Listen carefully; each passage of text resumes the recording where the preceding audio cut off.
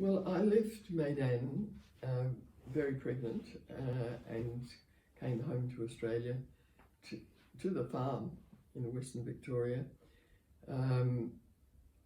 for Christmas,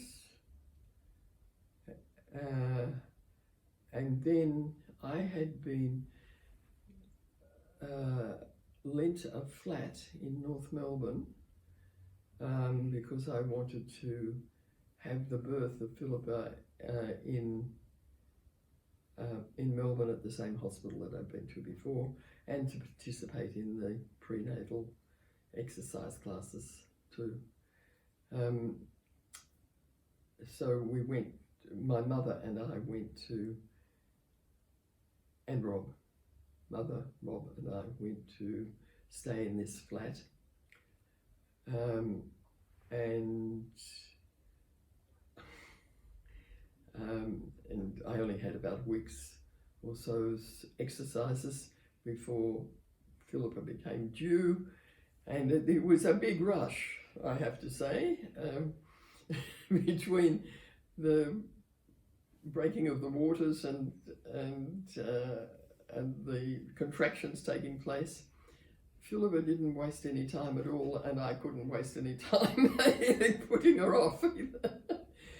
It was a very quick birth and very, very successful one. And we went back and stayed in this flat for a few weeks, 2 or 3 weeks only, I think.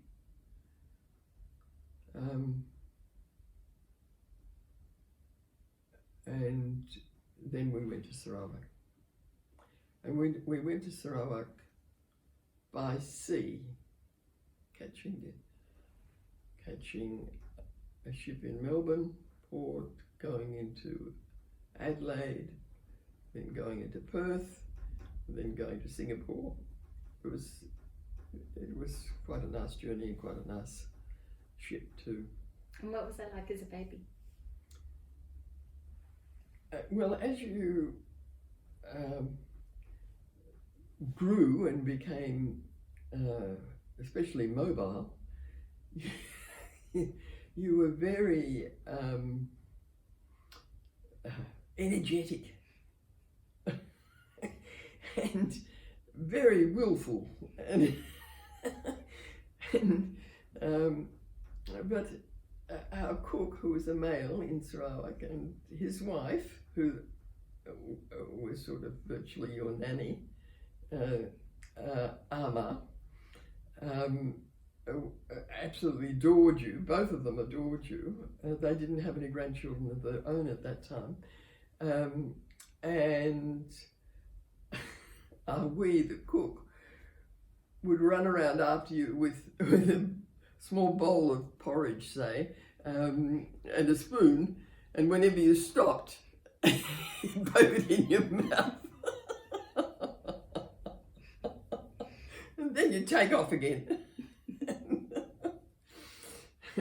And I think there's a photograph somewhere else, in one of the albums, I hope, of the 2 children who lived next door to us in Kuching,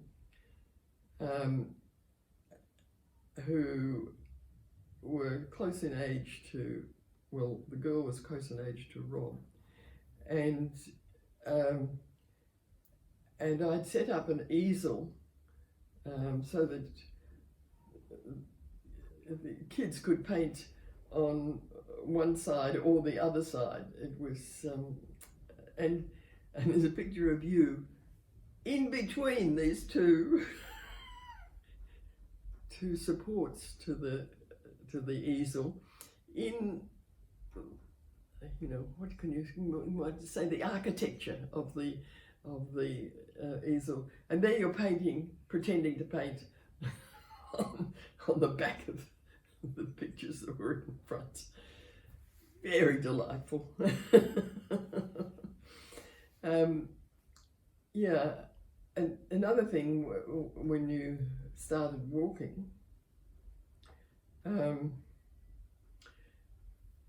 actually you used to go to sleep with this blanket, which had a satin binding around the edge of it, and you loved that satin, and you'd stick it in your mouth because I suppose it was soft, and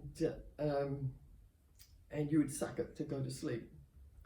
Well, when we left Sarawak, and you were 2 years old, you still had this comforter. And so I decided to cut it into 4 pieces, so that there would always be 1 or 2 pieces that were clean, because you dragged it around the floors with one end of it in your mouth. Anyway, on the way by plane from Singapore to Britain, you lost first 1 piece, then 2 pieces, and ultimately by the time we got to Amsterdam, in Amsterdam airport, you lost the last piece. And I said to you, well, Philippa, that's the end of your blanket. And you didn't cry. You just took it in your stride. And that was the end of it. No fuss, no fuss.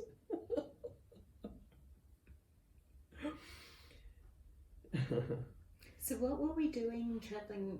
How come was that when we left Sarawak? Yes. So we went back to Australia first, or we went straight to Britain? We went to Britain. And how did we get there, and why were we going there?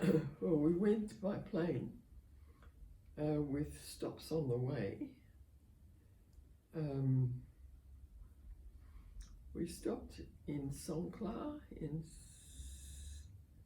southern Thailand, where Mac had been the consul, British consul, then in Bangkok, and then in Delhi.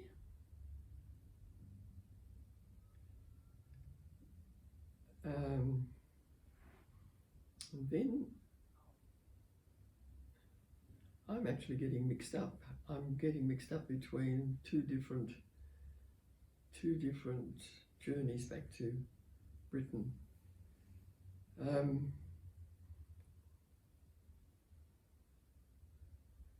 Anyway, we were going to Britain to see Mac's mother, so she could see her latest granddaughter and grandson, and we stayed with Joan, Mac's sister, and her husband Michael Edmondson, who was in fact an Australian from Wagga. And there is the main street of Wagga is called Edmondson Street, because in that street there was a large department store, large for a country town, department store that was owned by his father. Michael, during the war, had joined the British. He had married Joan, Mac's sister, in England, and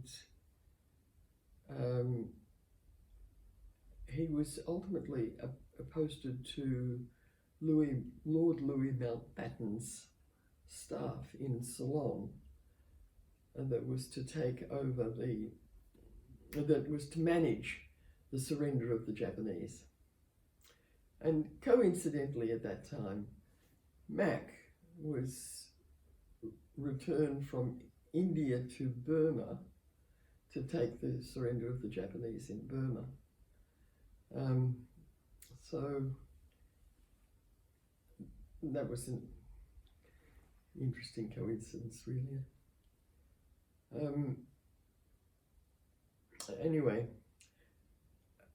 also, another interesting thing I discovered was that Joan had been working during the war in the BBC Asia service that was broadcasting, I suppose you would say, British propaganda and news services about how the war was progressing in Asia. And also working in the BBC at that time was Tom Critchley, who was had been the British High Commissioner the Australian High Commissioner in Malaya.